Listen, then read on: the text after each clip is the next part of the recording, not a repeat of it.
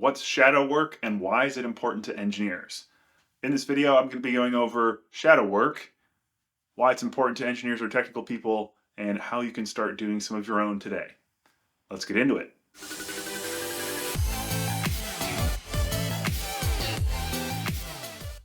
So shadow work, also known as thinking about your thinking, is something that I think is very important really for everyone, but especially so for engineers as they start to learn more emotional and social intelligence. Why do I say this? Because thinking about your thinking, or really having introspection, and I mean deep introspection, is very important. As you begin to raise your emotional and social intelligence, I would say it is of utmost importance that you do some deep inner shadow work before you get started. And I say this because if you have some things that are deep down and you're trying to get more emotionally intelligent, these things are going to come up, or you're going to develop a chameleon-like mask that you will eventually have to take off. And if you've been wearing it for a long time, decades even, it's going to be very unpleasant for you to figuratively take this mask off. So what I would say before you get started trying to learn these EQ and SQ skills is you should go get the stuff out from under the couch. If you've never done any of these deeper introspective things before, it can be quite scary at first. I know I was pretty scared at first because you never know what you're going to find down there. So if you wanted to get started with something like cognitive behavioral therapy, or really just seeing if you have any emotional hangups, like do you typically blow up your romantic relationships in a certain way or go after certain toxic partners, there's all sorts of different little things where it's just like, do you have something hidden down there that you need to go sit with? You need to get it out from under the couch and sit with it. You can kind of cleanse it with sunlight, I think is the way that I'd probably put it. Or if you have had some negative thing really affect your life, or have you properly let that go? So I like to think of that like you had a negative thing and it needs to be like a cloud passing over. So you wouldn't try to hold the cloud back, would you? No. You would just basically look at the cloud, be like, wow, that's a really dark cloud. Okay. I'm not going to try to put a cage around the cloud. That's a fruitless effort, and you're going to waste a lot of energy doing that. So you just sometimes need to sit and acknowledge it, and then time will take that pain or reduce it. Some cognitive behavioral therapy you can take on for yourself. You might need to go get a professional to help you with that.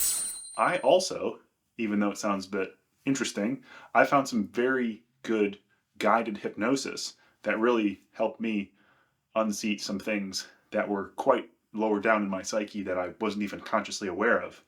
And with that stuff, if you can find someone that's good at it, so you can try to find some guides. There's definitely other YouTube videos that do this.